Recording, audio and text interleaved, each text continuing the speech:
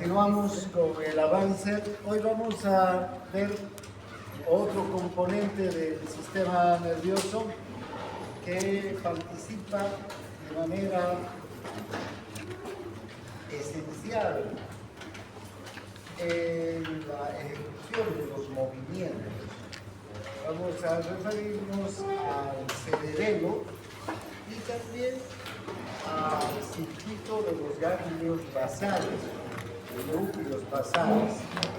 Como estas dos estructuras participan en el control motor global. Bueno, ¿qué funciones van a tener estas dos estructuras, o digamos estos dos sistemas, el cerebelo y los ganglios basales? El cerebelo va a participar en la coordinación temporal de las actividades motoras. Es decir, cada milisegundo, a partir de una orden que da el cerebro, la corteza cerebral, la corteza motora, da una orden para que se cumpla una actividad motora, que yo agarro esto en mi mano, control. Desde ese instante el cerebelo empieza a coordinar que la actividad motora se cumpla tal y como ha sido concebida en el área premotora, ¿no?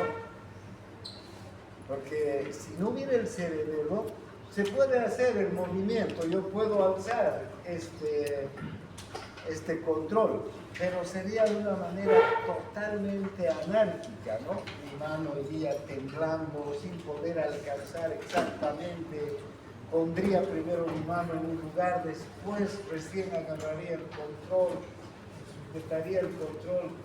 Podría, y de hecho se puede cumplir con la actividad motora, pero no con una actividad motora precisa. ¿Ve? Entonces el cerebro va a coordinar todas las actividades motoras, milisegundo a milisegundo. Por eso dice la coordinación temporal, ¿no?, de las actividades motoras.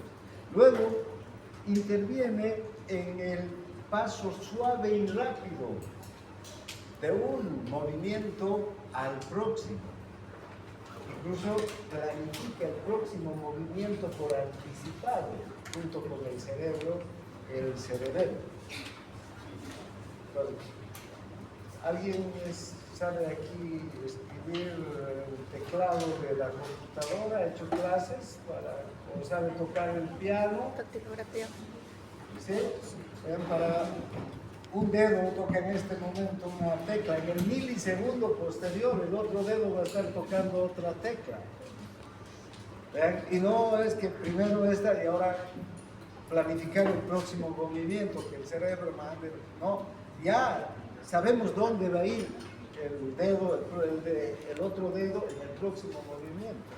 Y al escribir a dos manos, incluso controlando los movimientos de ambas manos, ¿no? Y de todos los dedos. Fíjense la velocidad con la que el cerebro y el cerebelo planifican y coordinan cada movimiento. Y el cerebelo además ayuda a que el próximo movimiento sea suave y, digamos, tenga la fuerza necesaria para ejecutarlo. Porque un gran pianista, ¿vos sos pianista? ¿Estás piano? ¿No está bien? No es que aprieta todas las teclas con la misma fuerza. Una vez aprieta fuerte y la próxima apenas, para que la melodía salga exacta, ¿no? Entonces esos movimientos, esa capacidad que tenemos para regular los movimientos, lo va a hacer el cerebelo, va a ejecutar el cerebelo ese tipo de acciones. El cerebelo no va a despertar ninguna acción, pero va a coordinar la acción que quien despierta, la corteza cerebral. Luego, regula la intensidad de la contracción muscular cuando varía la carga a la que el músculo es sometido. Fíjense, aquí hay una carga, ¿no? Este peso, ¿vamos? va a tener una respuesta con mis músculos de mi mano. Pero si pongo esta otra carga, va a tener que variar el grado de contracción para sostener a este libro que pesa mucho más que el control. Entonces, el cerebelo, si yo estoy agarrando el control y encima me ponen el libro, va a haber un peso mayor. Eso no va a no ser que no tenga yo la capacidad muscular, desde luego.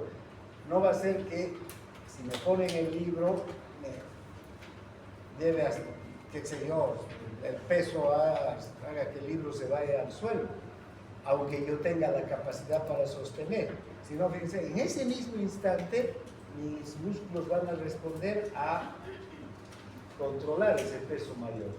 Entonces, fíjense, por eso dice aquí, regula la intensidad de la contracción cuando varía la carga a la que es sometida el músculo. Inmediatamente es capaz el músculo de responder a una mayor carga, a un mayor trabajo. Y controla además las interacciones instantáneas que se tienen que dar entre músculos agonistas y antagonistas. Vamos a ver cómo el circuito cerebeloso es capaz de encender y apagar a los músculos agonistas y antagonistas milisegundo a milisegundo, conforme se va dando un movimiento, ¿no? Esas son las funciones, digamos, globales del cerebro. Y de los ganglios basales, ¿qué van a hacer los ganglios basales? ¿Ve? Estos ayudan a planificar y controlar los movimientos más complejos. Escribir, comer, ¿no? Hablar, el cerebro también. Regulan la intensidad de cada movimiento independientemente, regulando su dirección y la ordenación de los movimientos sucesivos y paralelos que se van a dar. Entonces, sin la acción de los ganglios basales, también se pueden dar movimientos.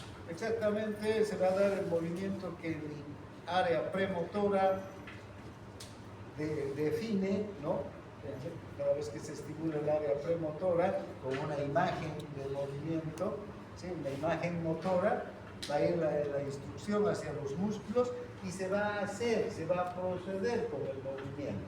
Pero olvídense de todas estas actividades, la coordinación simultánea, el paso suave de un movimiento a otro, ¿no? La coordinación entre agonistas y antagonistas. Por eso es que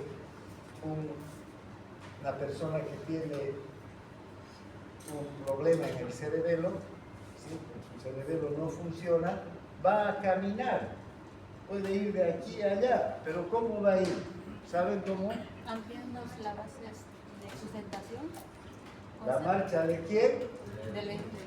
Del borracho, ¿no? Va a ser como si la persona estuviera totalmente ebria, ¿sí? Un brazo por aquí, el otro por allá, una pierna, como dice una compañera, ampliando la base de sustentación, una pierna aquí, la otra allá, ¿no? Su cuello, sus cabezas, moviéndose de manera descoordinada. Va a poder llegar hasta allá, caminando, pero fíjense que movimientos más torpes, más desordenados, falta de coordinación, no como que uno va caminando, sobre esta línea podemos ir caminando perfectamente y llegar allá, gracias al cerebelo y a los ganglios basales. Bien, entonces, ¿cuáles serían las funciones motoras del cerebelo? Es vital para las actividades musculares rápidas. Esto de escribir, teclear, tocar al piano, correr, hablar. Miren, cuando hablamos, qué rápidas que son las actividades musculares que se dan en toda el área de la fonación. La falta de cerebelo, entonces, ¿qué puede provocar? Una incoordinación total de estos movimientos. De hecho, por ejemplo, las personas que no tienen cerebelo o no funciona su cerebelo pueden hablar, pero no se les puede entender bien lo que hablan, porque no pueden coordinar adecuadamente todos los movimientos que se tienen que ejecutar en los músculos de la fonación, en la lengua, etc., para que el sonido salga perfecto, ¿no? ¿Para qué sirve entonces? Para ordenar las actividades motoras, para que se den de forma secuencial, una actividad tras otra, una actividad, un músculo se active detrás de otro, el orden que se requiere para que se cumpla con la imagen motora, con la imagen que está en el cerebro guardada. ¿Sí?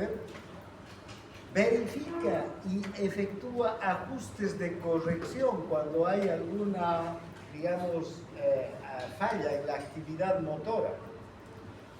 Inmediatamente el cerebelo, si hay una falla en la actividad motora, no está saliendo exactamente como el cerebro quiere, el cerebelo corrige y mejora el movimiento inmediatamente.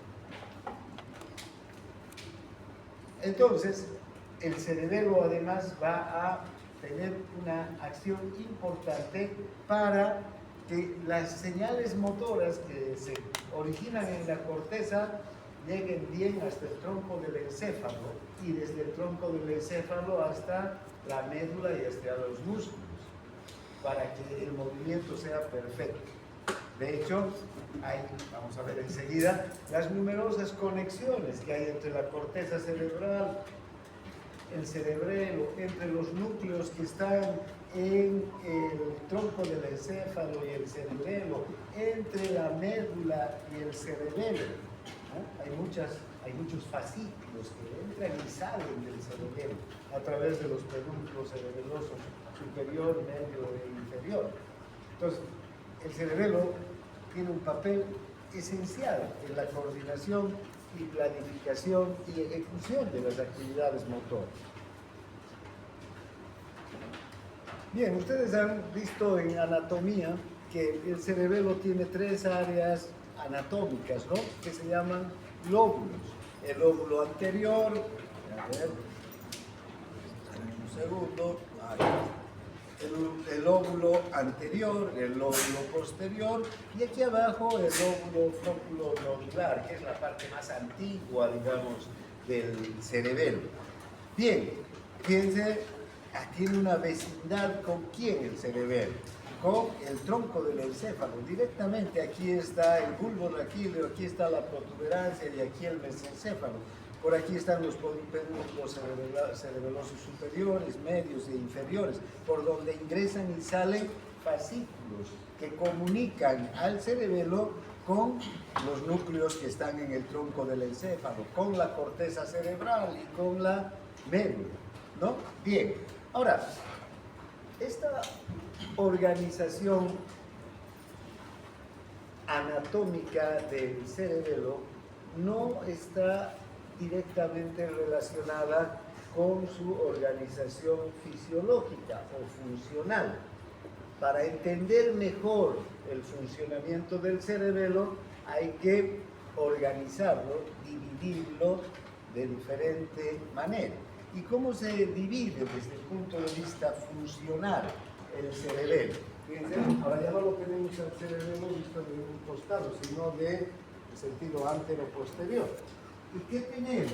Una región central, el dermis, unas regiones laterales que están por fuera del dermis y unas regiones estas regiones intermedias que están por fuera del dermis y unas regiones mucho más externas, ¿sí? Estas regiones que ya van a ser las regiones laterales. Entonces tenemos el vermis. ¿Por qué se llama vermis? Porque parece qué cosa. Un gusano, ¿no? Podríamos también llamarlo el gusano. Se llama vermis. Este parece un gusano, la parte central. Las partes intermedias son estas que están entre el vermis y la región lateral. Entonces tenemos vermis, área intermedia y lateral. ¿Sí? Si ustedes observan dónde están los lóbulos anterior, posterior y flóculo nodular, ahí está el lóbulo anterior, esta parte, el lóbulo posterior y aquí abajo el lóbulo flóculo nodular. Bien, entonces, ahora, ¿por qué estas regiones del cerebelo nos ayudan a entender mejor el funcionamiento del cerebelo y no la organización anatómica? Porque vean, el vermis es la zona encargada de los movimientos musculares del tronco axial, de los músculos extensores, de los músculos que están en los hombros, que están en las caderas, es decir, en la parte central del organismo. ¿Ven? El vermis. Si ustedes observan esta figura, también podemos observar que el vermis tiene sus áreas topográficas relacionadas con los distintos segmentos corporales. El vermis se ocupa de toda la musculatura que está en el centro. Entonces, ¿qué tipo de movimientos va a coordinar el vermis con el cerebro, con el tronco del encéfalo, con el aparato vestibular, los movimientos de la musculatura del tronco axial, la musculatura que sirve para qué? Para estar de pie, para luchar contra la gravedad, la musculatura que nos sirve para mantener ¿qué cosa? El equilibrio, ¿recuerdan? En la anterior clase hemos visto todos estos músculos que están en el centro. Entonces, vean cuáles son las conexiones que va a tener el cerebelo desde el vermis hacia otras zonas del sistema nervioso. El cerebelo entonces se va a comunicar con otras estructuras que están vinculadas con las regiones axiales, con la zona central del cuerpo. Entonces, van a recibir señales aferentes. Hasta aquí van a llegar señales que van a proceder desde las porciones respectivas del cuerpo, ¿no? Y de las áreas motoras de la corteza cerebral que corresponden también a la parte, digamos, de la musculatura axial, de la musculatura que está alrededor de la columna, que está en los hombros, que está en las caderas. Entonces, ¿desde dónde va a recibir? Por ejemplo, desde las zonas periféricas, en especial de los usos musculares. Desde los usos musculares también van a llegar esos estímulos. ¿Recuerdan desde los usos? ¿Por qué vía van a ir los estímulos sensitivos? Por las terminaciones primarias, las terminaciones secundarias, llegan hasta la médula espinal. Luego se da el reflejo miotático, pero hay conexiones desde la médula hacia el cerebelo a través del fascículo espino-cerebeloso, ¿no? Que va a comunicarse con el cerebelo. También desde el órgano tendinoso de Golgi, ¿sí? También, desde los propios músculos, desde las áreas del asta anterior, desde las neuronas del asta anterior, para hacer una retroalimentación del estímulo que está llegando, del estímulo motor que está llegando hasta estas neuronas, para coordinar y planificar perfectamente la ejecución del movimiento.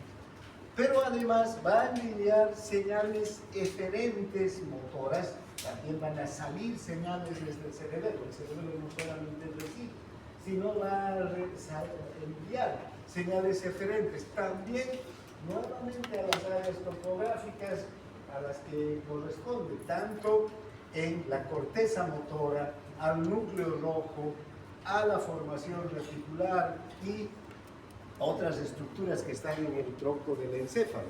Fíjense, si los movimientos, por ejemplo, son finos, así con quién va, o de las extremidades, más que de las extremidades de la parte de los hombros y de las caderas, ¿con quién va a coordinar?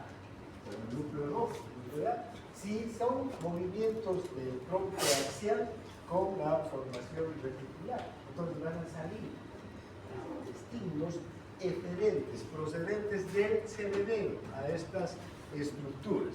Bien, ahora, ¿qué hace el área intermedia, entonces, o la zona intermedia del cerebelo. Si ustedes observan, este es el área intermedia del cerebelo, hasta aquí llega, digamos, esto, ¿sí? ¿Quiénes están dentro del área intermedia del cerebelo? Las extremidades, tanto de los brazos, de las piernas, corresponde más a los pies, a las manos, a las partes de la cara, ¿no? A las partes externas de la cara. Fíjense, qué interesante. Desde aquí también entonces y hasta aquí van a llegar conexiones de las diferentes partes que corresponden topográficamente con esta zona. También entonces aquí hay una distribución topográfica. Entonces, el control y la planificación y la coordinación de qué movimiento se va a hacer a este nivel, de las porciones distales de las extremidades superiores, manos, ¿no? Y de los pies y de la cara también. ¿Sí?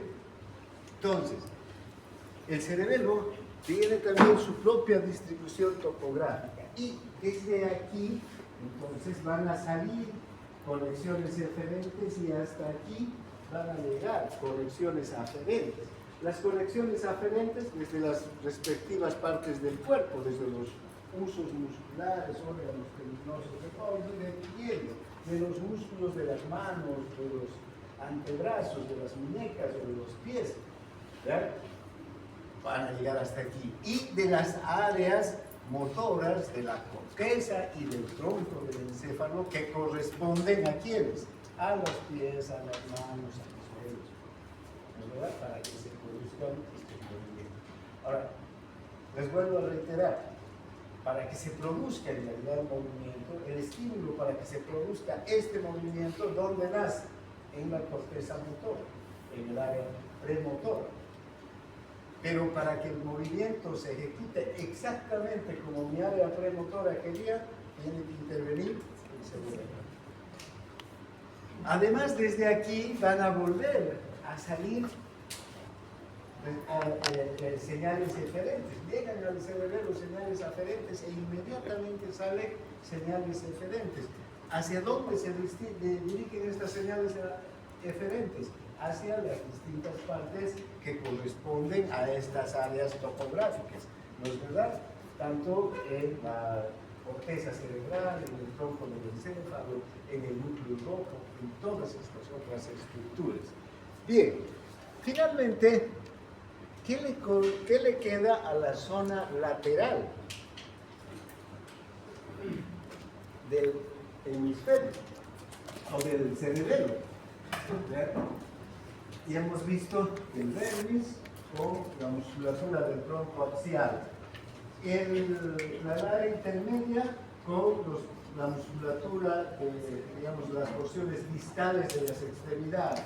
Ya no queda ningún músculo, ¿no?, para el área externa o lateral. Y tampoco hay ninguna representación topográfica. Desde aquí van a partir señales aferentes hacia la corteza cerebral y hasta aquí van a llegar señales eferentes, ¿no?, hacia la corteza cerebral y hasta aquí van a llegar señales aferentes de la corteza cerebral. Entonces, ¿con quién se comunica esta parte del cerebelo? Solo con la corteza. ¿Sí? ¿Y para qué sirve? ¿Sí? Para planificar las actividades motoras. ¿Sí?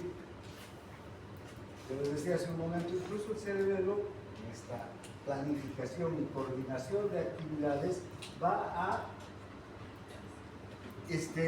planificar el próximo movimiento. ¿Cuál va a ser el próximo movimiento? Si yo estoy caminando, ¿vean?, y tengo que bajar esta grada, no voy a planificar o no se va a planificar y ejecutar el próximo movimiento cuando yo ya esté a la altura de la grada superior y recién aquí me voy a dar cuenta y me voy a, claro, no sé, que no vea la grada. Pero si estoy caminando y ya veo la grada, ya mi cerebelo y mi cerebro están planificando el próximo movimiento que tiene que ser que voy a descender un escalón. Y esto no solamente ahora que les estoy haciendo una demostración, digamos, en un movimiento lento, porque estoy caminando, como cuando estamos corriendo. Ustedes van a ir corriendo a toda velocidad por aquí, van a subir las gradas y van a ir subiendo escalón tras escalón a toda velocidad. Fíjense cómo ya se va planificando el próximo movimiento. Y cuando terminen los escalones, ya no van a hacer el movimiento de seguir subiendo, ¿no? Sino ya van a hacer un movimiento en un plano, ¿sí? En un piso plano. Entonces, también ya tiene que haber estado planificado ese movimiento. Fíjense cómo esta área del cerebelo se ocupa de coordinar y de planificar junto con el cerebro todos los movimientos. Además, que cada movimiento sea secuencial, porque ya sabemos, intervienen muchos músculos en cada movimiento. Un patrón de movimientos va a implicar que haya diferente fuerza, diferente dirección que van a imprimir. Cada uno de los músculos intervienen en ese patrón de movimiento. Y cada músculo tiene que entrar en acción, si quieren ustedes, en el momento preciso. No se puede adelantar ni atrasar para que el movimiento sea perfecto. Para todo eso interviene entonces esta área del cerebro en la planificación con el cerebro. ¿Ven? No posee representación topográfica entonces, no hay una parte del cuerpo que esté representada aquí. ¿Por qué? Porque de aquí hacia la corteza somatosensitiva y hacia la corteza motora van y vienen vías aferentes y eferentes. Bien, ahí tenemos entonces toda la estructura funcional o la distribución funcional del cerebelo. Área central o dermis, ¿no? Área intermedia y área lateral, o zona intermedia o zona lateral. Ahora, una cosa que hay que tener en cuenta entonces es que el cerebelo no es capaz de producir ningún movimiento. Y esto han experimentado, ¿no?, los fisiólogos, los neurofisiólogos, que cuando estimulan eléctricamente las diferentes áreas del cerebelo, no hay ningún tipo de movimiento, no se produce movimiento. En cambio, cuando se estimulan áreas de la corteza, se estimulan áreas de la formación reticular, núcleos de la formación reticular, núcleos vestibulares, o el núcleo rojo, o el tálamo en especial. Fíjense, se pueden producir movimientos aislados, ¿no?, con la sola estimulación eléctrica. Aquí no se produce ningún movimiento. Por eso también se lo conoce como área silente del encéfalo. Quiere decir que cuando hay una estimulación, hay un silencio total, digamos, dentro de lo que podría ser la respuesta motora. No hay ninguna respuesta motora. Entonces, no parten órdenes para ejecutar movimientos desde el cerebelo. El cerebelo lo que hace es coordinar y ejecutar movimientos que han partido de otras estructuras. ¿Sí? Bien, ahora, ¿cómo es el circuito neuronal del cerebelo?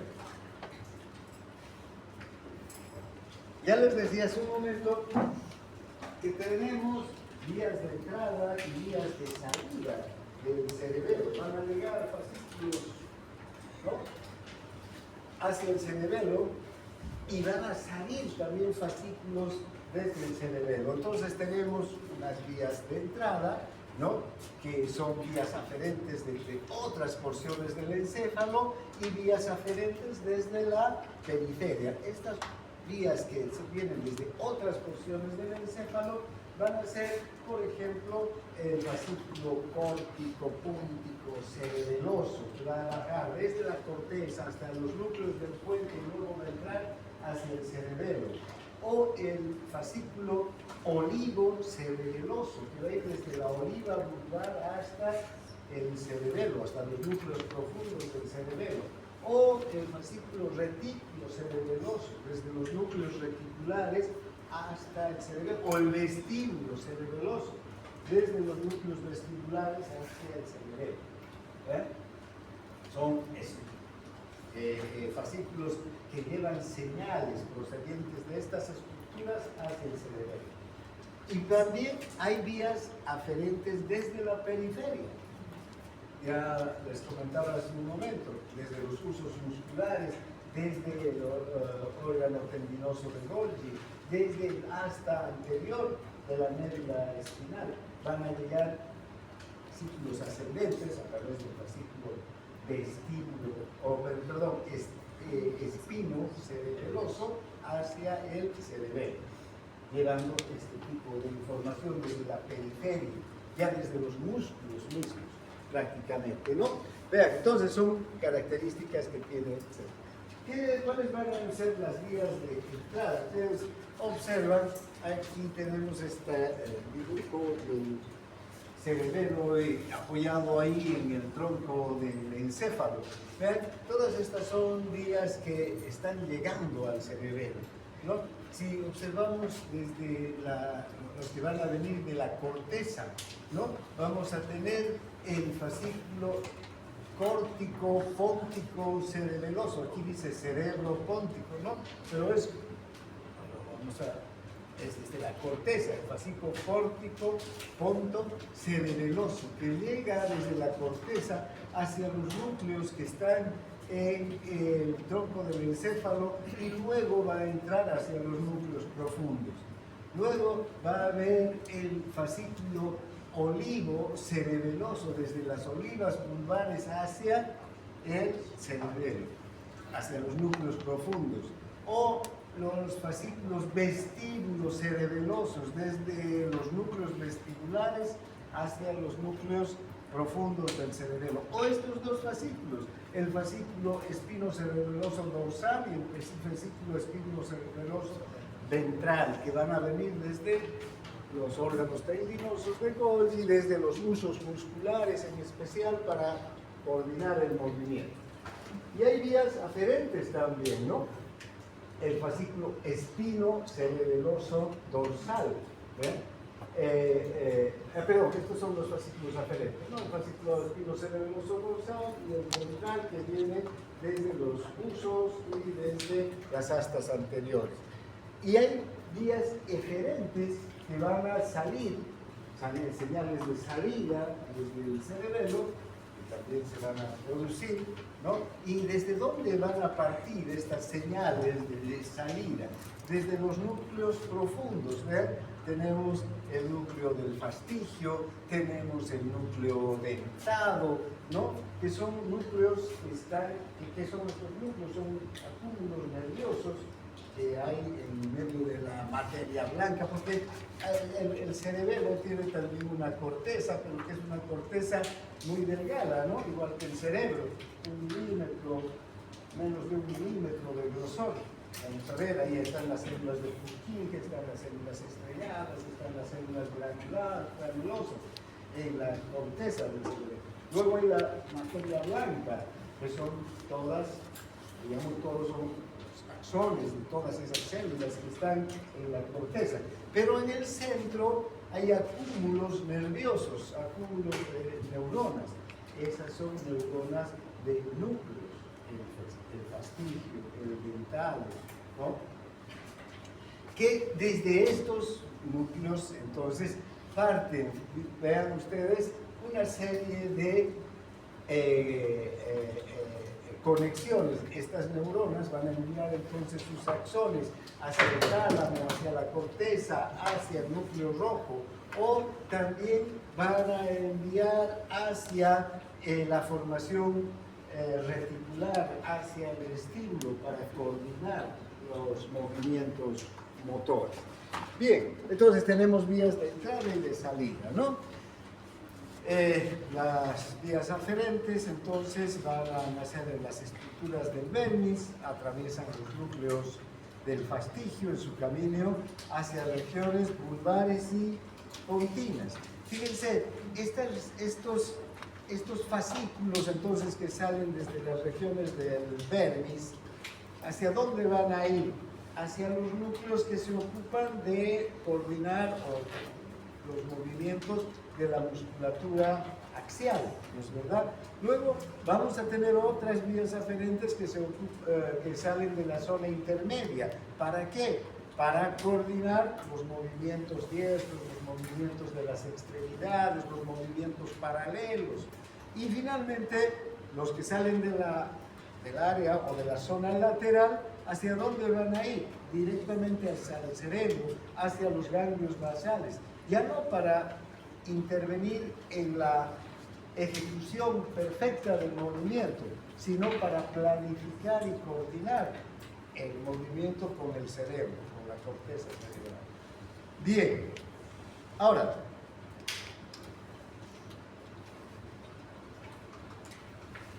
¿ven?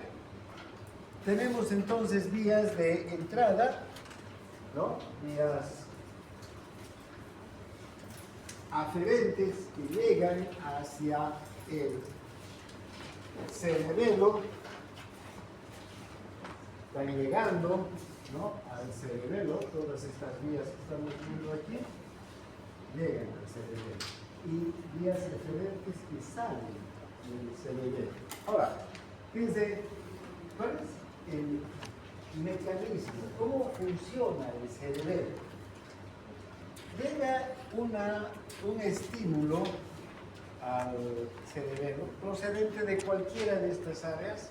En general llegan muchos estímulos en un mismo milisegundo porque están coordinando un movimiento en particular. Pero hagamos como que llega el estímulo, va a llegar hasta el núcleo profundo e inmediatamente después va a salir otro estímulo. ¿Para qué? Para coordinar el movimiento. Un estímulo que está llegando para la coordinación del movimiento que yo escriba, por decir esta letra, la letra A. Ahora tengo que hacer una secuencia de movimientos precisos para que se dé ese movimiento, tal como lo he concebido en mi cabeza. Sé que tengo que hacer especie de círculo y después la colita, ¿no? También ya me ha anticipado al próximo movimiento para que la letra la pueda hacer de manera rápida. Entonces, está llegando el estímulo para coordinar. Entonces, en el próximo milisegundo tiene que salir la respuesta del cerebelo para que el movimiento sea este. Si no interviene el cerebelo, ¿puedo hacer la letra A? Tal vez, pero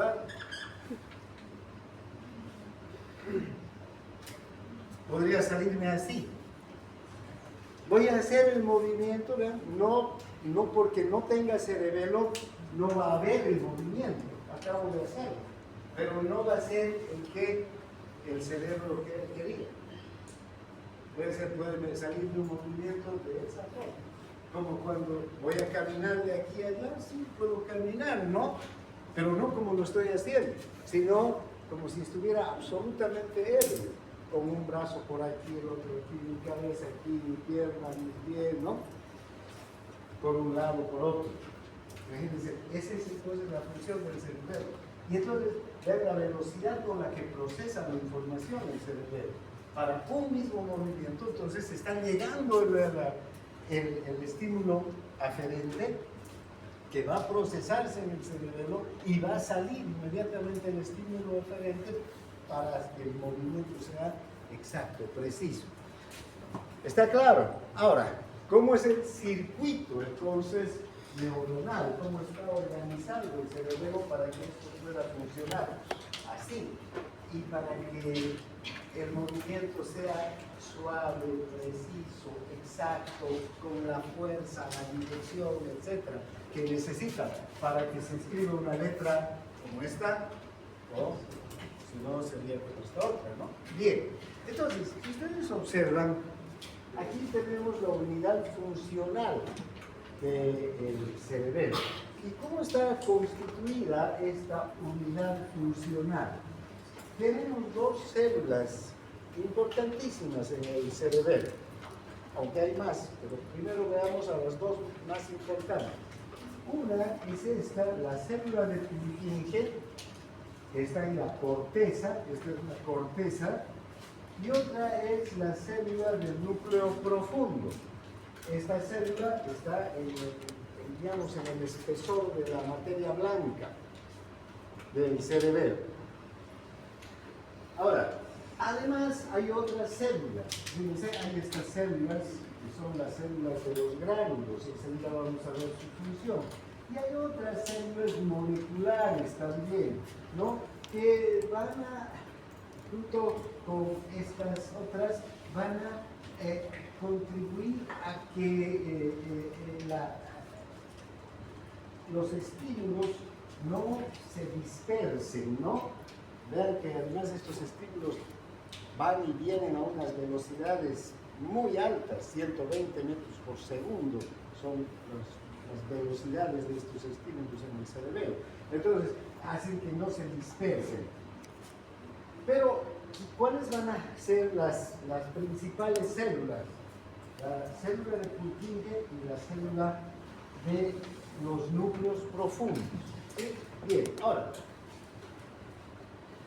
si ustedes observan este dibujo, vemos que hacia la célula de Purkinje y hacia la célula de los núcleos profundos llega siempre un fascículo aferente, ¿no? Fíjense, tenemos este fascículo aferente que está llegando, ¿sí? Aquí hay otro fascículo aferente que también está llegando hasta la célula profunda. Pero además, este fascículo aferente se dirige hacia la célula de Purkinje al mismo tiempo. Aquí hay una divergencia, ¿ven? ¿Sí? Hay una divergencia, ¿no? El mismo estímulo, el potencial de acción que está llegando aquí va a ir hacia la célula profunda y también va a ir hacia la célula de Purkinje. Si vemos este otro fascículo aferente, también ocurre lo mismo. El potencial de acción va a llegar hacia la célula profunda, se va a dividir, va a haber una divergencia, va a llegar hacia la célula de los gránulos. Estas células de los gránulos también va a haber una divergencia amplificadora, ¿ya? Aquí se va a conectar con muchas células de los granos y estas células de los granos se van a conectar con la célula de Purkinje. Entonces, fíjense, este estímulo también va a entrar y va a tener los dos destinos, la célula profunda y la célula de Purkinje. ¿Está claro? ¿Sí? Ahora, hay dos tipos de fibras, entonces, aferentes que llegan hacia el cerebelo. Una son las fibras trepadoras, ¿sí? Se llaman trepadoras por su disposición, ¿no?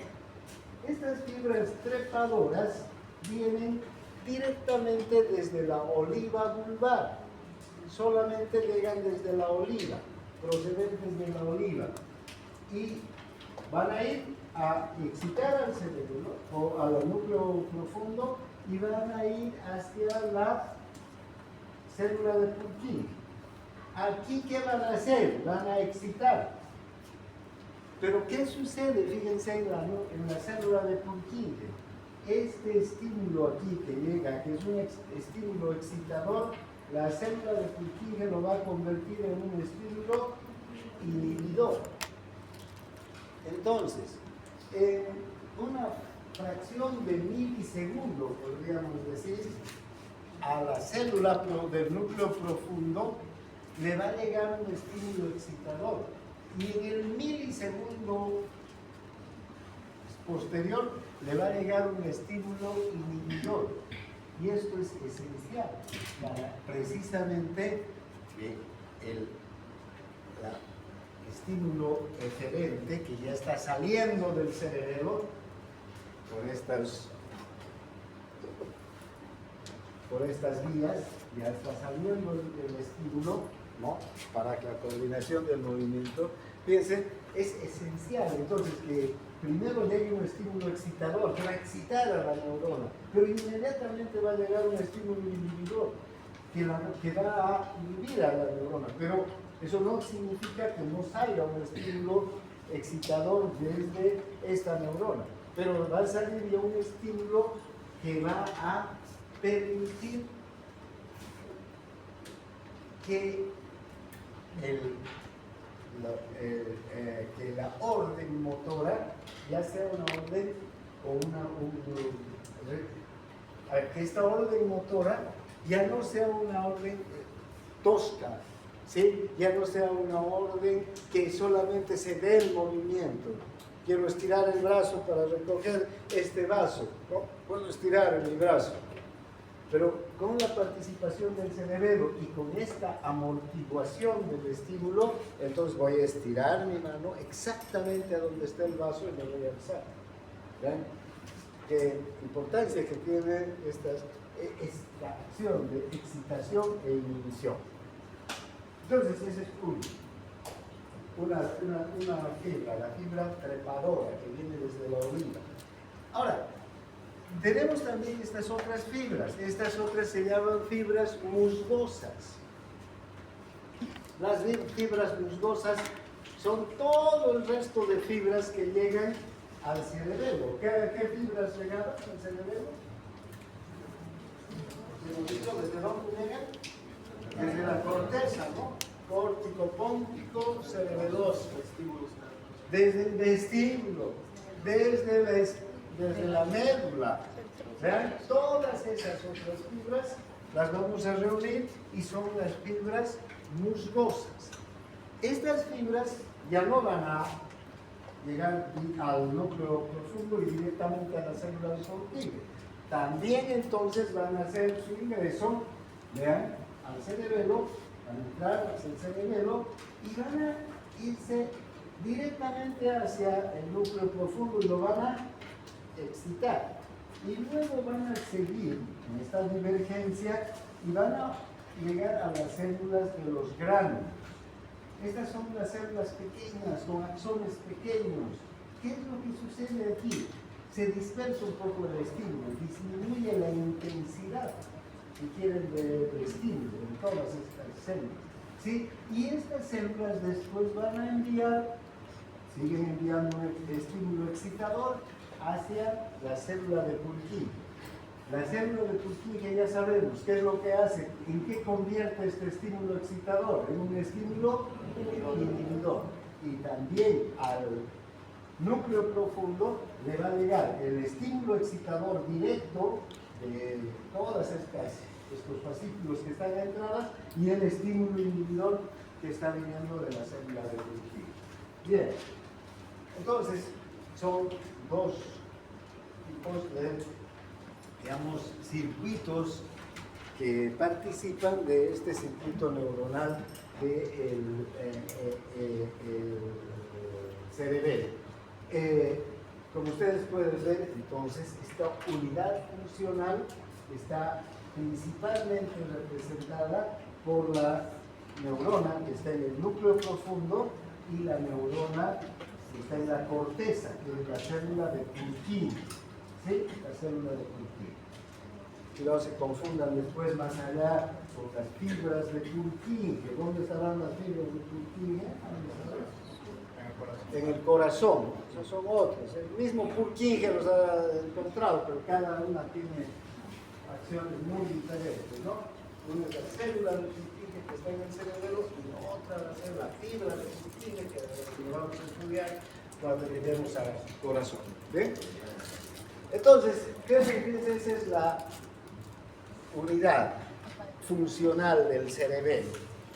Entonces, ahí en la corteza cerebelosa vamos a encontrar esta capa molecular, esta capa de células de Purkinje y esta capa granular, ¿no? Que hasta ahí tienen que llegar los estímulos.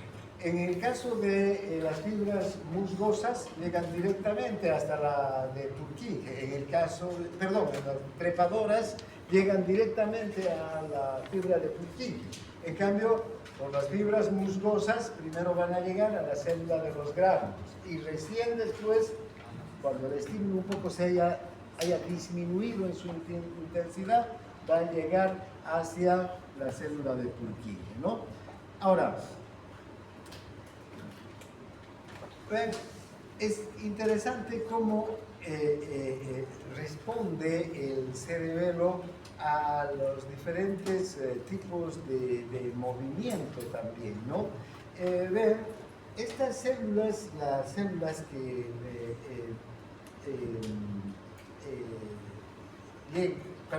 estos estímulos que llegan a través de las fibras musgosas van a tener una influencia excitadora, ¿verdad?, sobre la célula profunda y también sobre la de Purkinje, aunque la de Purkinje la va a convertir en un estímulo inhibidor. El estímulo que llega entonces a la célula nuclear profunda es un estímulo largo, sostenido, ¿sí? Y que permite, digamos, que el movimiento se mantenga, ¿sí?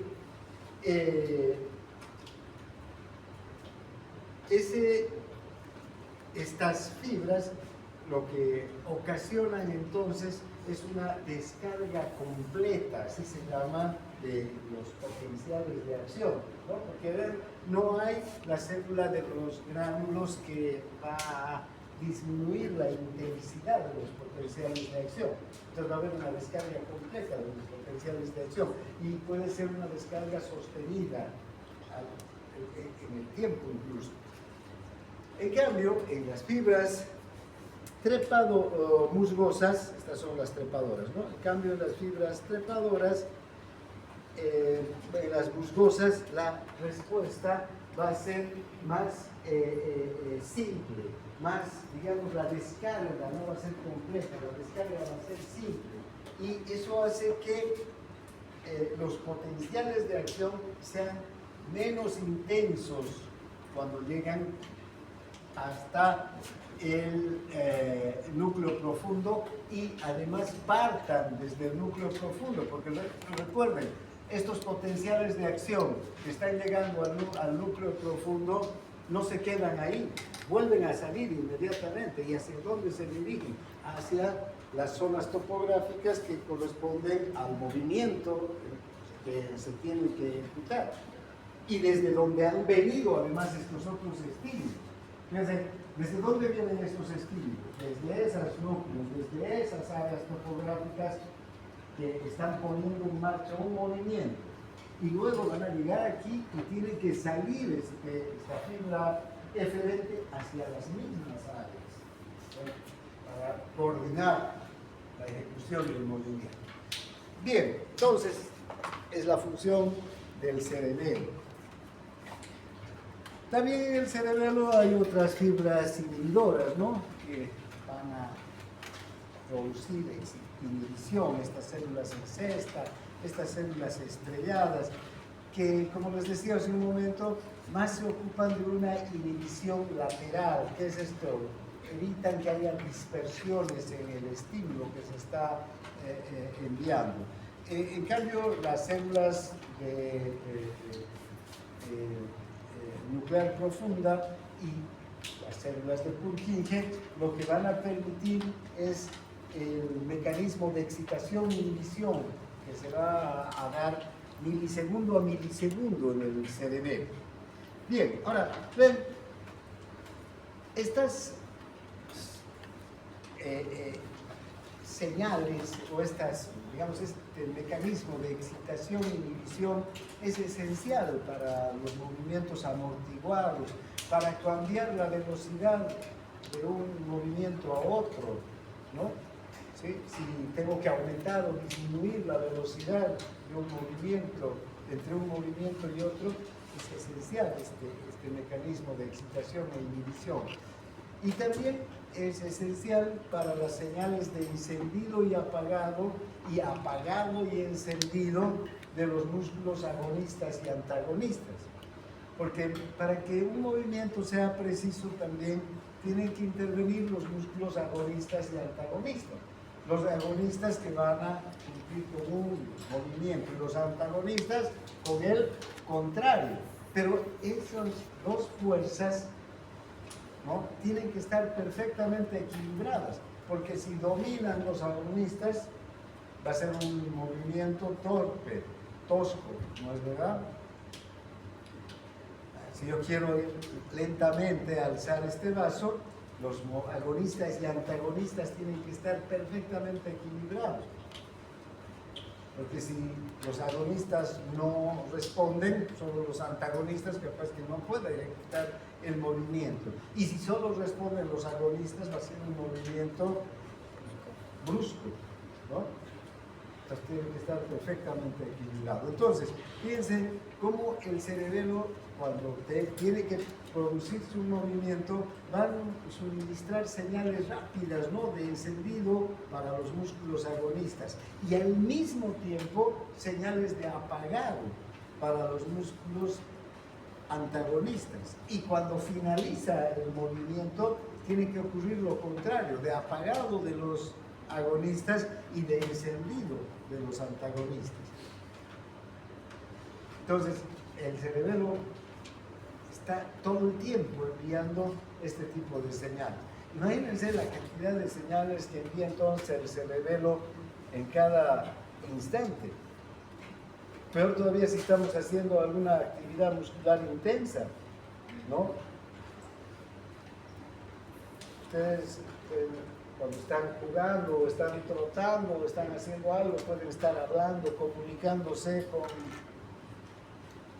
el resto de los que participan de la acción, o pueden estar cantando finalmente.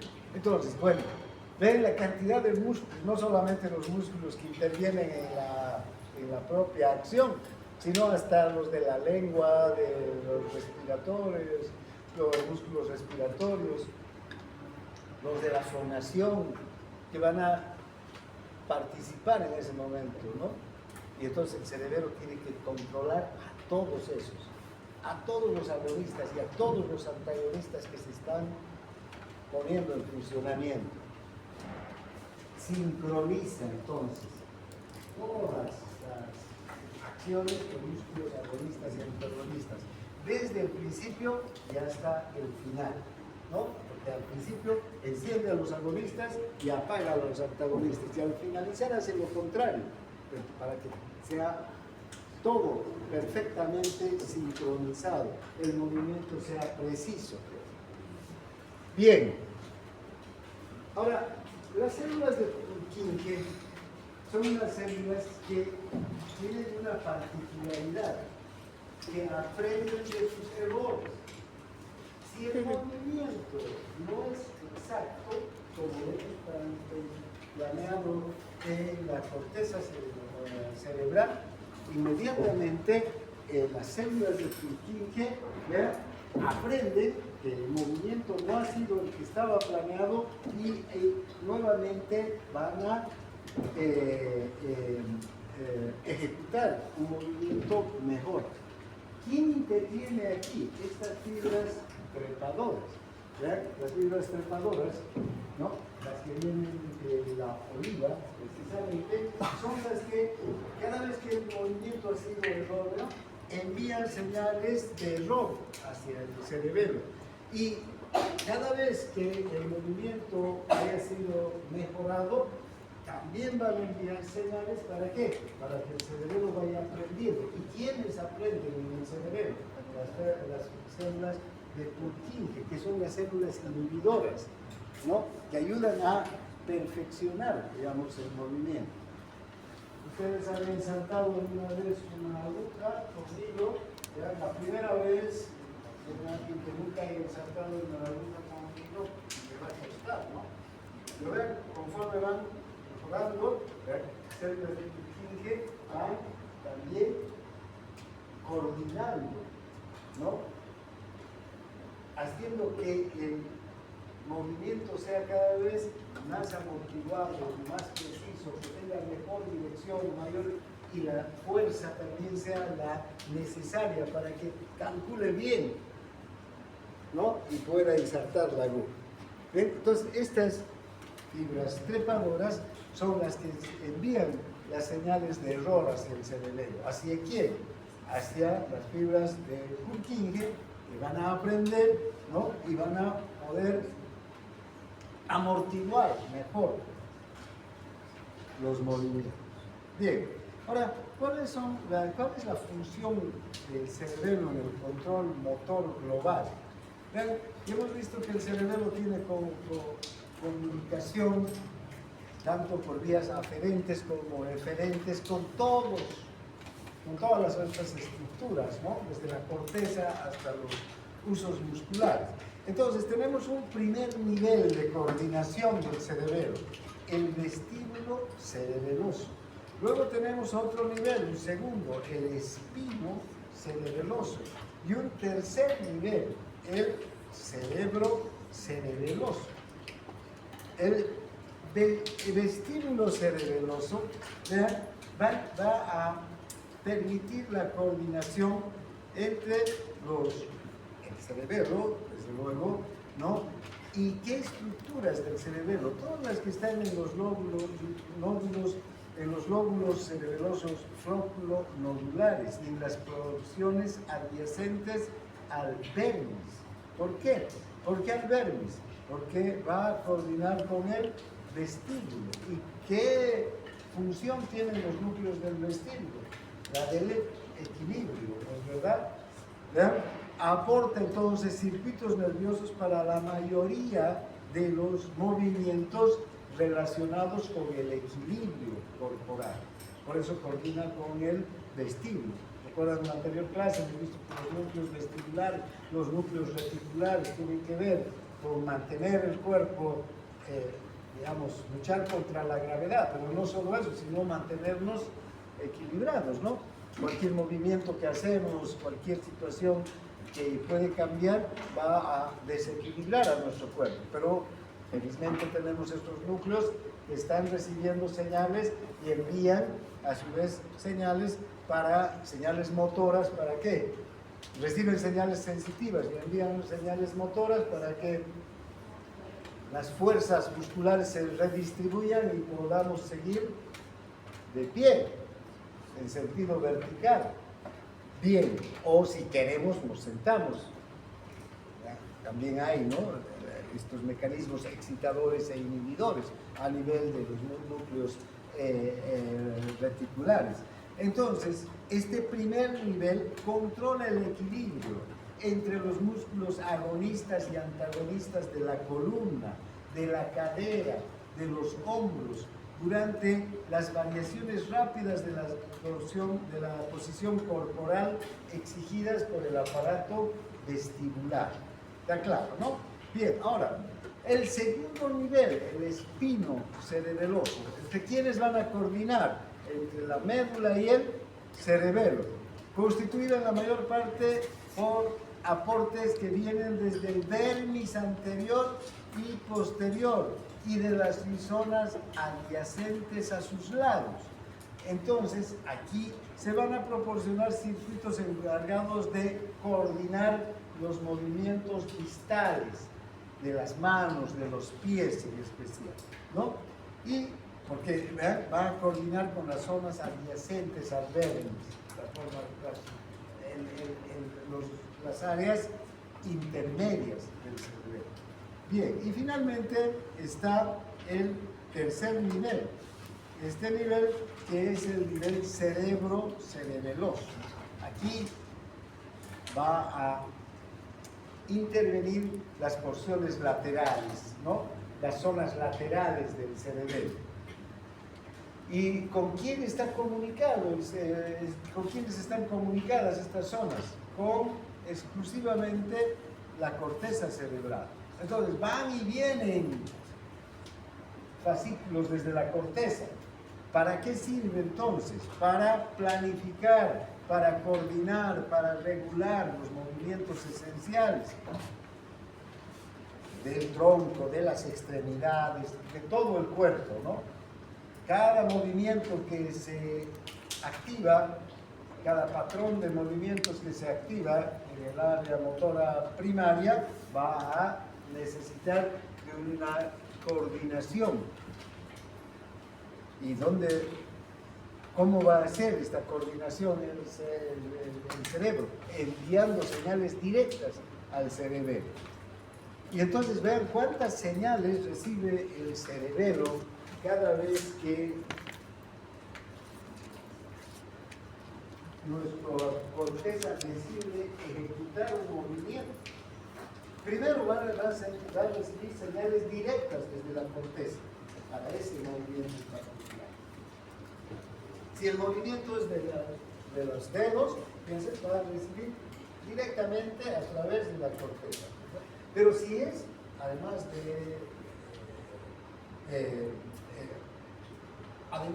va a llegar otras señales desde la corteza hacia quién, hacia el núcleo rojo y hacia las estructuras del tronco del encéfalo para este mismo movimiento. Entonces, también va a recibir señales desde estas estructuras para un solo movimiento. Pues va a recibir de diferentes lugares y diferentes señales que van a ser planificadas en el cerebro y va a salir. Si me voy a agachar, si me voy a levantar, lo mismo. Primero, ¿de dónde va a salir? Del cerebro hacia el cerebelo, por la vía córtico, póntico, cerebelosa. Pero después van a llegar señales desde el vestíbulo, a través de la vía vestíbulo cerebelosa. Y no solamente nos quedamos ahí. ¿Qué señales más van a recibir el cerebelo? En los próximos milisegundos, o menos todavía, señales que vienen desde los usos musculares de esos músculos que ya están entrando en movimiento, ¿no? Para retroalimentar la información para que el movimiento sea preciso. ¿Para qué sirven los usos? ¿Cuál será la función del uso? Informa qué? Sobre la longitud del músculo y la velocidad de cambio. Fíjense, estoy ya ejecutando el movimiento que se ha planificado, ya el cerebro ha mandado toda su orden a través de las fibras de salida, ¿verdad? Para coordinar la acción con el cerebro, ya se está ejecutando, pero inmediatamente todavía están volviendo señales desde los usos para informar de la longitud del músculo y la velocidad de cambio. ¿Y de dónde más estamos recibiendo? De los órganos tendinosos. ¿Para qué? Para informar sobre el grado de tensión del músculo y la velocidad de cambio. Entonces ya se pueden imaginar por qué el cerebelo entonces es tan importante para que los movimientos sean precisos, ¿no? ¿Ya? Vean la cantidad de anomalías clínicas que pueden haber cuando no funciona bien el cerebelo. Si estos núcleos cerebelosos profundos, el dentado, el interpuesto o el fastigio fallan, vean, puede haber dismetría, ataxia, hipermetría. ¿Qué es la dismetría? Por ejemplo, no podemos calcular la distancia de los objetos, más que nada la distancia del movimiento. Si yo tengo que alzar este control, puedo mi brazo llevar muy lejos o muy cerca y no llegar al control exactamente como quiero. Y con un paso también me puede suceder lo mismo. Si yo estoy aquí, ¿vean? Y tengo que calcular la distancia para hacer un paso hasta aquí abajo, ¿vean? Puedo hacer un paso hasta allá, pasarme o quedarme muy corto y aquí, ¿no? Incluso tropezarme con la grada y caer, porque no voy a calcular bien la distancia. En realidad el movimiento va a ser muy largo o muy corto respecto a lo que el cerebro planificó. La ataxia, movimientos totalmente discoordinados, como la marcha del borracho, digamos, ¿no? O también como incapacidad de poder emitir sonidos que sean inteligibles, digamos, que podamos comprender, ¿sí? La persona puede emitir ruidos, incluso sílabas, ¿no? Ruidos guturales, sílabas, vocales o pequeñas fracciones de palabras, ¿no? 2, 3 sílabas, pero no va a poder hablar de manera que la podamos entender, ¿no? Va a producir todos los movimientos, pero de una manera tan descoordinada que no lo vamos a poder entender, ¿no? La hipermetría es irse demasiado lejos generalmente. Fíjense, puede producir entonces, cuando hay problemas de sucesión de movimientos, la disdiadococinesia, que es esta de tener movimientos totalmente caóticos, o la disartria, que es cuando no se puede entender lo que la persona está hablando, ¿no? Falla en la sucesión de movimientos que afectan al habla. Puede haber temblor, puede haber un nistagmo cerebeloso, los ojos que se mueven, no pueden fijar. Los pacientes que tienen problemas en el cerebelo, ustedes les piden que miren fijamente un punto, aquel ventilador. Cuando uno mira un punto, los ojos están quietos. ¿Qué es el nistagmo? El movimiento involuntario de los ojos. Entonces, le pedimos al paciente que fije su mirada en un punto, él mira, pero sus ojos empiezan a mover así, ¿no? Eso es nistagmo. Vean, entonces, las anomalías que se dan cuando no funciona bien el cerebro son graves, ¿no? No podemos, imagínense esas personas que tienen la marcha cerebelosa, la hipermetría, la disartria, realmente no pueden tener una vida autónoma, ¿no? Necesitan quien los atienda, quien hasta les haga comer, que no pueden calcular siquiera el lugar donde está la boca al llevarse el alimento. Porque todos los movimientos son descoordinados, hacen el movimiento, pero no con la precisión y la perfección con la que el cerebro lo ha imaginado, en la imagen motor. Bien, ahora hablaremos de los ganglios basales. Estos son un sistema motor auxiliar y funcionan íntimamente vinculados al sistema de control córtico-espinal y a la corteza cerebral.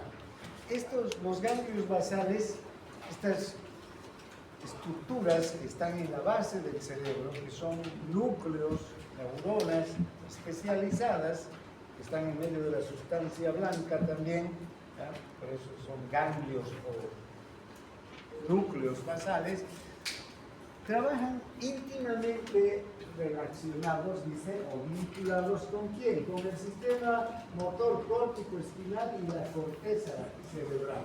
Estos no tienen conexión con ninguna otra estructura. O con la corteza, reciben señales de la corteza y envían señales de respuesta hacia la corteza. Entonces son circuitos de información. Así que parte una orden motora. Entonces, para complejizarnos más, no solamente esta orden motora va a ir, si es el fascículo córtico espinal, por ejemplo, no solamente va a ir hacia el asta anterior y hacia las interneuronas del asta anterior o hacia el cerebelo, sino hacia los ganglios basales también. Para planificar el movimiento, también pueden haber alteraciones en el movimiento si no intervienen estos otros estructuras auxiliares. ¿Ven? Reciben entonces señales aferentes desde la corteza y envían o devuelven señales eferentes hacia la corteza. Entonces son circuitos, van y vienen las señales desde la corteza hacia los ganglios y desde los ganglios hacia la corteza. ¿Cuáles son los ganglios basales más importantes? Y aquí también vamos a estudiar solo dos: el núcleo caudado, el putáneo, el subtalámico, el globo pálido y la sustancia negra. Vean, ahora, vámonos rápidamente. Hay dos circuitos dentro de los ganglios basales, de los circuitos de los ganglios basales, que intervienen de manera importantísima en la ejecución de los movimientos. Uno es el circuito del putamen y otro es el circuito del núcleo caudal. Bien, ¿qué pasa con el circuito del putamen? ¿Para qué sirve este circuito? Es una función que tiene que ver con la ejecución de patrones de actividad motora. El putamen en particular, este ganglio basal, funciona vinculado al sistema córtico-espinal. ¿Y qué controla? Los complejos, los patrones más complejos de la actividad motora. Y como es tan vinculado el putamen al sistema córtico-espinal, ¿qué es lo que va a regular? La escritura de las letras. Yo, si escribo esta letra A, el patrón para la escritura de la letra A es eso. Yo lo tengo, digamos, en el cerebro, digamos, ¿no? Si yo voy a escribir la letra A más grande, también puedo escribirla, pero sigo el mismo patrón. O si voy a escribir una letra chica, también. O si voy a escribir en mis apuntes, ¿no? Voy a hacer un copy para mi examen, ¿no? El mismo patrón va a ser. ¿Qué es lo que sucede cuando no funciona bien este circuito? Los patrones de escritura de las letras pueden variar. Vamos a hacer, pero pueden variar. El dibujo también puede ser diferente, ¿no? Otra capacidad que puede variar es el martillar un clavo. No es fácil poner un clavo, ¿no? Ustedes han puesto alguna vez un clavo. Primero, antes de darle al clavo, ¿a quién le damos? A nuestro dedo, ¿no? La segunda vez lo hacemos volar al clavo. No es fácil, pero cuando aprendemos a martillar el clavo, fíjense, ese patrón, la dirección y la fuerza, un carpintero, o una manila, con el clavo, agarra y dentro de 3 clavadas y el martillazo ya está el clavo puesto. ¿Por qué? Porque el patrón de movimiento es perfecto. Para eso sirven estos ganglios basales, para ayudarnos a desarrollar esos patrones de movimiento. Le damos fuerza, dirección, sentido al movimiento. O cortar con tijera. También no es fácil cortar con tijera. Hay que desarrollar patrones de movimiento precisos. O pasar la pelota también. ¿Alguien sabe jugar básquet? ¿Alguien no sabe jugar básquet? ¿No sabes? Puedes pasar una pelota con un basquetbolista así, perfecta. Además, que la pelota vaya al punto en el que está corriendo el otro, la agarre y ponga los al suelo, y es así, ¿no? ¿Es fácil pasar una pelota? Has tenido que aprender, ¿verdad? Qué difícil es pasar la pelota cuando no se tiene esa capacidad. O la vocalización de las palabras también. Y finalmente el movimiento de los ojos, que sea armónico y que vaya exactamente al punto donde quiero dirigir la mirada. Es más natural, digamos, esto no es tan aprendido, pero igual, vean, un niño tiene que aprender esos movimientos, si no, no puede ubicar bien los puntos. Entonces, mírame, me dicen al bebé chico y no les está mirando, ¿no? Hasta que no aprende bien a dirigir su mirada exactamente al punto que quiere mirar. Rapidito vayamos viendo el circuito. Fíjense qué cantidad de estructuras intervienen, por eso son circuitos. Ya hemos dicho que cuántos son los ganglios basales: el cutáneo, el caudado, el subpálido, la sustancia negra, ¿no? El subtalámico. Fíjense, desde la corteza, entonces, aquí van a partir, ¿desde qué área? Premotora, motora, somatosensitiva. Parten señales que llegan al putamen, señales excitadoras. Del putamen al globo pálido, del globo pálido a la sustancia negra, luego hacia los núcleos subtalámicos, y del tálamo otra vez a la corteza motora para coordinar el movimiento. Entonces ese movimiento que estamos queriendo empezar para escribir la letra A, no solamente entonces al cerebelo, hacia mis manos, en fin, sino también hacia dónde, hacia el putamen, para que aquí haya todo este circuito y se coordine la ejecución motora perfectamente, ¿no? Vean, ¿dónde empieza? En el área premotora, supraorbital, en la corteza motora primaria, en las áreas somatosensitivas, va a ir hacia estos núcleos y luego va a volver a la corteza motora primaria. ¿Ven? Si este circuito no funciona, puede haber una alteración que es la atetosis, ¿no? Movimientos de contorsión del brazo, que no se puede controlar bien el brazo. El paciente todo el rato está haciendo este movimiento, sin poder controlar bien el movimiento de su brazo. El hemivalismo, el paciente está todo el rato haciendo este movimiento, no lo puede controlar. Y la corea, que ya es una situación totalmente anormal de movimientos descontrolados de la cara, los hombros, los brazos, las manos, las piernas. Y hay una corea, la de Huntington, que encima viene con un problema de demencia total, ¿sí? El otro circuito es el del caudado. Rapidito terminaremos este circuito. Fíjense, este controla este circuito sirve para el control cognitivo de la actividad motora, o sea, donde está la conciencia involucrado. ¿Qué estoy haciendo? O sea, este movimiento lo voy a ejecutar porque yo lo quiero hacer, ¿no es verdad? Determina en un nivel subconsciente y en un plazo de segundos cuáles van a ser los patrones de movimiento que se van a reunir para alcanzar un movimiento complejo. Entonces, si yo digo, voy a ir corriendo y de aquí voy a saltar y me voy a subir a ese banco, ¿ya? Tengo que ya no solamente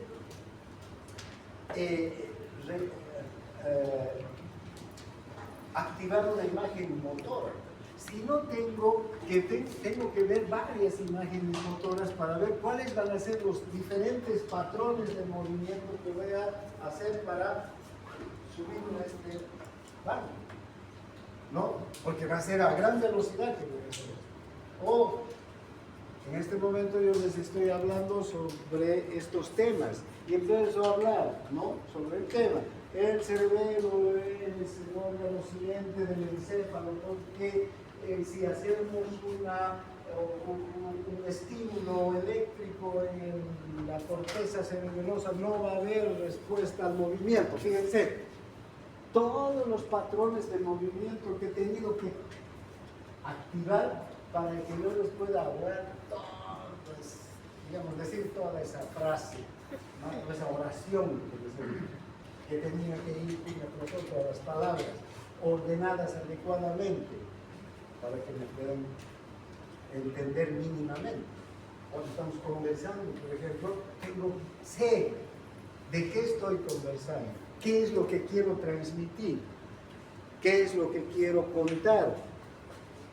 Tengo un objetivo, me voy a alcanzar un objetivo complejo, ¿no es verdad? Y ese objetivo complejo va a requerir que yo active patrones de movimiento, muchos movimientos, y que van a ser sucesivos y rápidos, unos detrás de otros, para que pueda alcanzar este objetivo de comunicar algo, de hacer un movimiento. ¿Han visto esos que saltan en la rocha o salto alto? Vean la cantidad de movimientos que tienen que hacer esos. No solo correr y saltar, sino mover todo su cuerpo cuando ya están en el aire. ¿Para qué? Para pasar la vara. Porque un pequeño movimiento que se les descuida y ya chocan contra la barra y la hacen caer. ¿No? Tienen que tirar sus piernas, después doblar, después sus hombros, cada y es con qué velocidad saltan. Los vemos en cámara lenta, ¿han visto en cámara lenta la cantidad de movimientos que hacen para pasar la vara? Pero si los vemos en directo, corren, saltan y ya están rebotando en la colchoneta, ¿no es verdad? Es decir, toda la planificación o para escribir también, o para dibujar, cuando tengo un proyecto de hacer un dibujo, ¿no? Tengo que ir haciendo muchos movimientos, tengo que ir planificando las secuencias de movimiento. Entonces, ¿cómo es este caudal? Vean, el circuito del caudal. ¿Dónde empieza? Vean, vamos a tener que no solamente es la corteza motora, la corteza somatosensitiva, sino incluso la corteza prefrontal, del pensamiento, porque ya estoy pensando qué voy a hacer. No solamente son movimientos que se van desencadenando, sino incluso algo que ya estoy preveyendo, ¿no? A largo plazo. Entonces, vean, desde ahí parten estos estímulos hasta el núcleo del caudado, pero también van a partir estímulos inhibidores desde el área visual, desde la corteza auditiva hacia el caudado. Luego va a haber comunicación con el putamen, con el globo pálido, con el subtalámico y va a volver al área, y fíjense a dónde vuelve, al área del área premotora, donde está la imagen del movimiento. ¿Para qué? Para activar imágenes de movimiento que se van a ir sucediendo, de los movimientos que voy a ir yo desarrollando cada instante, ¿no? Y hacia el área también prefrontal. ¿Ven qué complejo que es este circuito del caudal, ¿no? Que sirve para ese tipo de movimientos. Bien.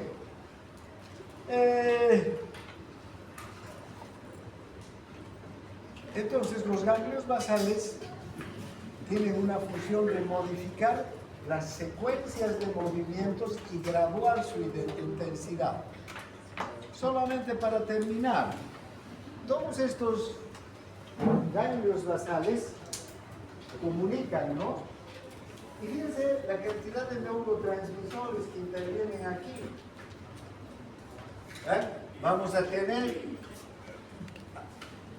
neurotransmisores inhibidores como el GABA, o neurotransmisores excitadores como la acetilcolina, o neurotransmisores excitadores como la norepinefrina, la serotonina, la encefalina. Aquí acetilcolina, GABA.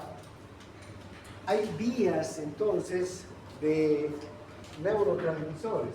Tenemos una vía de la dopamina, desde la sustancia negra hacia, ¿dónde está la sustancia negra? Aquí, hacia el putamen y al caudado. Cuando esta dopamina de la sustancia negra se agota o no hay, va a venir una enfermedad que se llama la enfermedad de Parkinson. ¿Y cómo es la enfermedad de Parkinson? ¿No? La persona tiembla como si no puede empezar el movimiento y hay una parálisis progresiva. Y solo se debe a que la sustancia negra no puede producir dopamina. Esa es la importancia entonces de los ganglios basales, ¿no?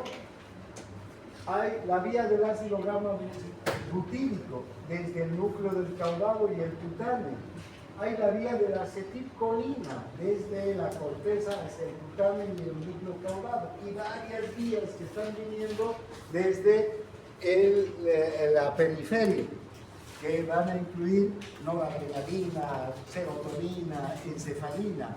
y vean cómo hay varias enfermedades que se pueden producir, enfermedades que están directamente vinculadas con el movimiento, alteraciones del movimiento, la enfermedad de Parkinson, la enfermedad de Huntington, ¿no? Sacudida de músculos sueltos, movimientos deformes y progresivos de todo el cuerpo, porque solamente fallan estas vías. Ya no estamos hablando de que el cerebelo ni nada, son estos neurotransmisores que están alterados en estas vías de comunicación, que pueden influir tanto para que los movimientos sean totalmente discoordinados, o para que, por ejemplo, en el caso del Parkinson, vaya habiendo una parálisis paulatina, ¿no? Y con alteraciones en el inicio del movimiento, porque eso es lo que le pasa al enfermo con Parkinson, no puede empezar el movimiento, le cuesta. Por eso parece que estuviera temblando, pero empieza y ya lo ejecuta. Es el inicio del movimiento cada vez es más lento, hasta que no puede iniciar el movimiento y queda paralítico, ¿no? Bien, entonces hasta aquí llegamos con esta clase.